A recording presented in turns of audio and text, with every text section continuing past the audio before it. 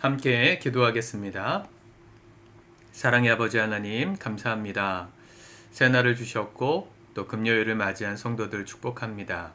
하나님, 오늘 우리에게 주어진 이 하루의 삶이 예배가 되게 하여 주옵소서. 우리가 나아가는 땅이 주님을 전하는 선교지가 되게 하여 주시고, 우리의 작은 말과 행동을 통하여 하나님의 나라가, 그 영광이 세상 가운데 보여지는 축복의 통로들로, 세상에 보내진 빛과 소금들로 우리의 인생이 드려질 수 있도록 우리와 동행하여 주옵소서. 예수님의 이름으로 기도드립니다. 아멘. 우리 찬송가 179장 찬양하시겠습니다.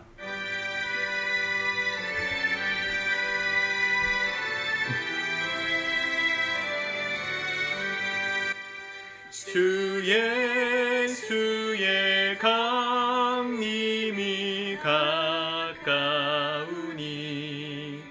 저 천국으로 들자 회개하라. 주 성령도 너희를 부르시고 무천사도 나와서 영접하네. 주 예수님 너희를 찾으시니 왜 의심을 하면서 오지 않나. 온 세상 죄 담당한 어린 양은 죄 많은 자 불러서 구원하네. 이 세상이 즐기는 재물로는 내 근심과 고초를 못 면하리. 또 숨질 때 위로를 못 얻으며 저 천국에 갈 길도 못 찾으리.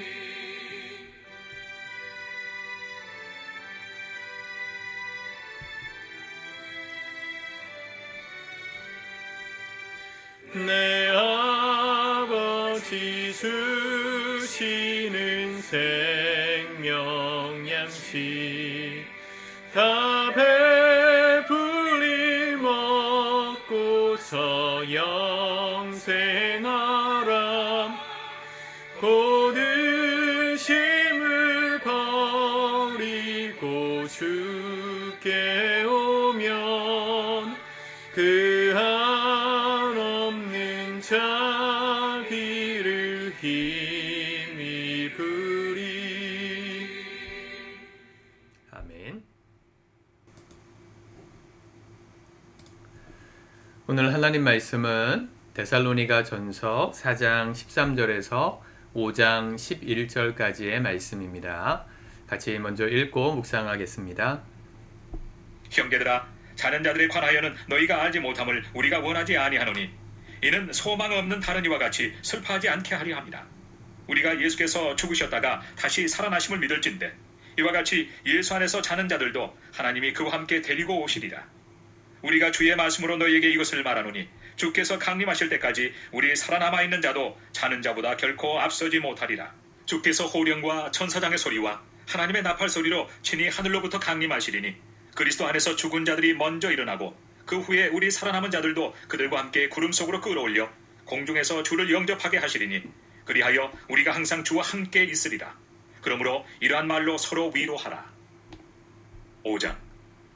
형제들아, 때와 시기에 관하여는 너희에게 쓸 것이 없음은 주의 날이 밤에 도둑같이 이를 줄을 너희 자신이 자세히 알기 때문이라. 그들이 평안하다 안전하다 할 그때 임신한 여자에게 해산의 고통이 이름과 같이 멸망이 갑자기 그들에게 이르리니 결코 피하지 못하리라. 형제들아, 너희는 어둠에 있지 아니하며 그날이 도둑같이 너희에게 임하지 못하리니 너희는 다 빛의 아들이요 낮의 아들이라. 우리가 밤이나 어둠에 속하지 아니하나니 그러므로 우리는 다른 이들과 같이 자지 말고 오직 깨어 정신을 차릴지라. 자는 자들은 밤에 자고 취하는 자들은 밤에 취하되 우리는 낮에 속하였으니 정신을 차리고 믿음과 사랑의 호심경을 붙이고 구원의 소망의 투구를 쓰자. 하나님이 우리를 세우심은 노하심에 이르게 하심이 아니요 오직 우리 주 예수 그리스도로 말미암아 구원을 받게 하심이라. 예수께서 우리를 위하여 죽으사 우리로 하여금 깨어 있든지 자든지 자기와 함께 살게 하려 하셨느니라. 그러므로 피차 권면하고 서로 덕을 세우기를 너희가 하는 것 같이 하라. 아멘. 데살로니가 전서 4장 13절부터 마지막 절까지는 장래, 먼저 세상을 떠난 사람들에 대해서 어떻게 해석할 것인가에 대한 위로의 말씀이라 할 수 있겠습니다. 물론 전체 5장 우리가 읽은 11절까지의 부분이 주님 다시 오실 날에 대한 말씀인데 아마도 이 데살로니가 교회 안에 장래가 났던 것으로 추측이 됩니다. 먼저 하나님을 신실하게 믿던 우리 믿음의 어른들이 하나님 나라에 가고 난 다음에 어떤 일이 있을까에 대해서 바울이 4장 말씀을 통해 이야기해 주는 것이죠. 13절 형제들아 자는 자들에 관하여는 너희가 알지 못함을 우리가 원하지 아니하노니 이는 소망 없는 다른 이와 같이 슬퍼하지 않게 하려 함이라. 세상 사람들은 헤어지면 특별히 사별을 하고 나면 끝이라고 생각합니다. 그렇기 때문에 더 그 이별이 슬픈 거죠. 그러나 우리 예수 믿는 사람들에겐 이 땅에서의 사별, 이별이 끝이 아니라는 것을 우리는 압니다. 왜냐하면 주님 다시 오실 날 믿음의 성도들은 다시 만나게 될 것이기 때문이죠. 그래서 우리가 세상 사람들처럼 마냥 슬퍼하지만은 않고 하나님께 감사와 찬양을 드리는 장래의 예배를 드릴 수 있는 것입니다. 바울은 이것을 모르지 않기를 원한다 그랬어요. 꼭 알았으면 좋겠다는 얘기죠. 여러분들도 우리 인생의 마지막 순간이 죽음이 아니라 주님 다시 오실 날에 대한 소망으로 날마다 변화되실 수 있기를 바랍니다. 이 소망이 있어야 우리의 이별을 서로 위로할 수 있는 것이죠. 14절 우리가 예수께서 죽으셨다가 다시 살아나심을 믿을진대 예수 안에서 자는 자들도 하나님이 그와 함께 데리고 오시리라. 15절에 보면 주께서 강림하실 때까지 우리 살아남은 자도 자는 자보다 결코 앞서지 못하리라. 16절 그리스도 안에서 죽은 자들이 먼저 일어나고 17절 그 후에 우리 살아남은 자들도 그들과 함께 구름 속으로 끌어올려 공중에서 주를 영접하게 하시리니. 이 휴거에 대한 이야기인데 이 살아남은 자들이 주님 나라에 끌어올려져 가는 거 그게 휴거인데요. 보통 이 세대주의적 전천년설을 주장하는 분들은 예수님이 완벽하게 이 땅에 재림하시기 전에 휴거가 먼저 일어날 거라 이렇게 얘기합니다. 저는 그 얘기에 치명적인 아주 틀렸음을 증명하는 말씀이 이 말씀이라고 생각해요. 우리 살아있던 하나님을 믿다가 주님 다시 오신 날까지 살아있는 사람들은 죽음을 보진 않겠죠.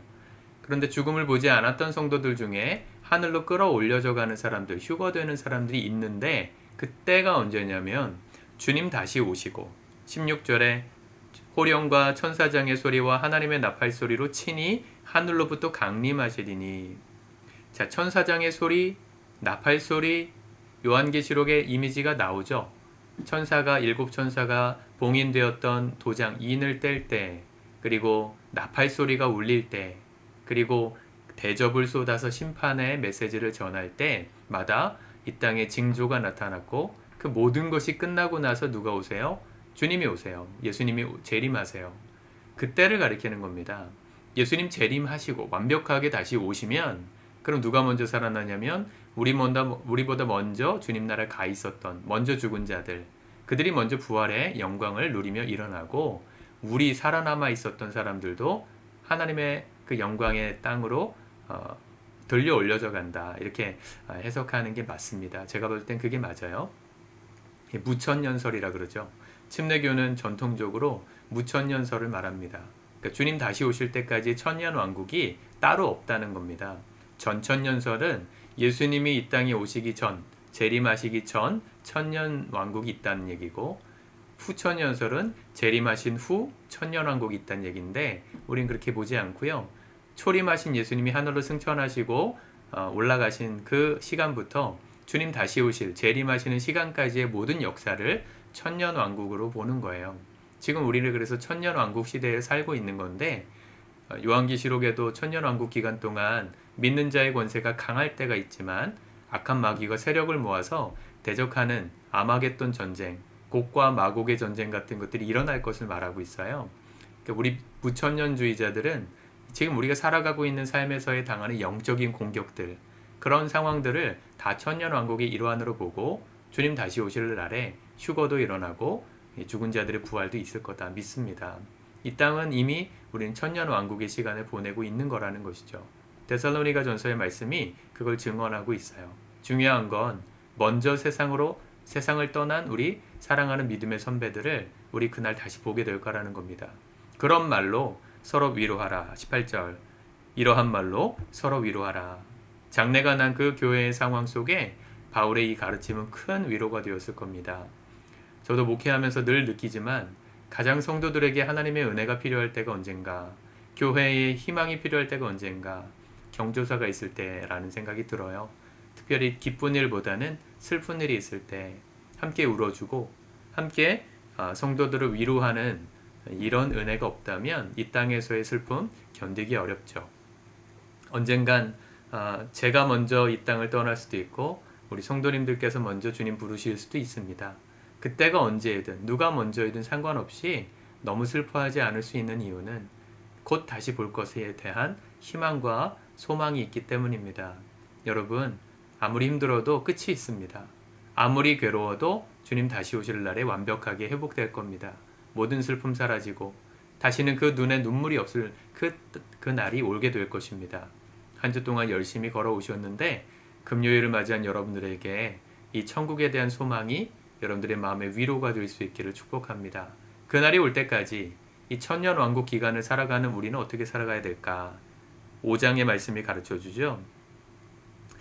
3절. 그들이 평안하다 안전하다 할 그때에 임신한 여자에게 해산의 고통이 이름같이 멸망이 갑자기 그들에게 이르리니 결코 피하지 못하리라.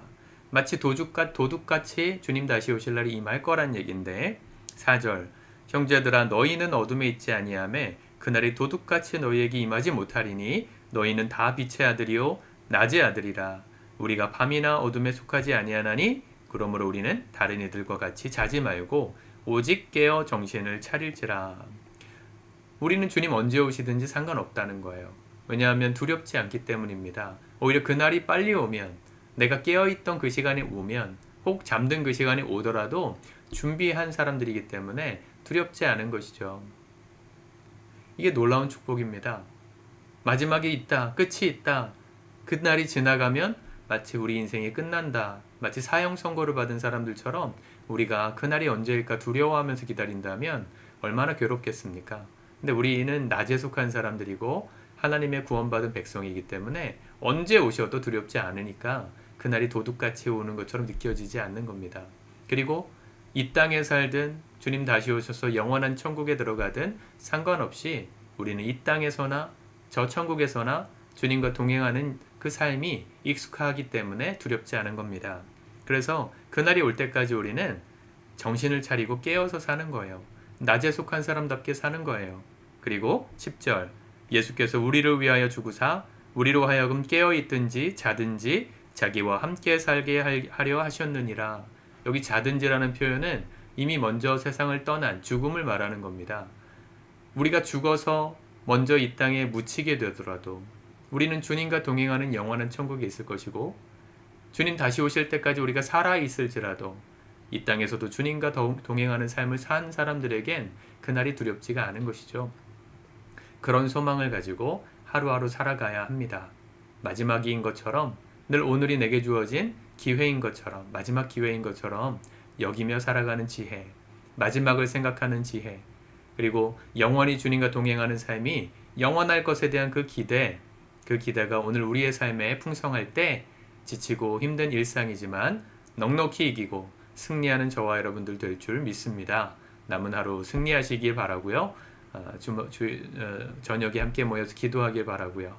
또 우리 돌아오는 주일에 모이기를 힘써 예배하기를 힘쓰는 저와 여러분들이 되었으면 좋겠습니다.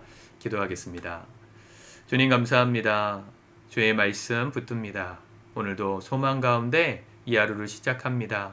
우리에게 영원한 이별은 없기에 주님 다시 오실 날에 대한 소망만 있기에 오늘도 묵묵히 주님과 동행하는 삶을 선택하기 원합니다.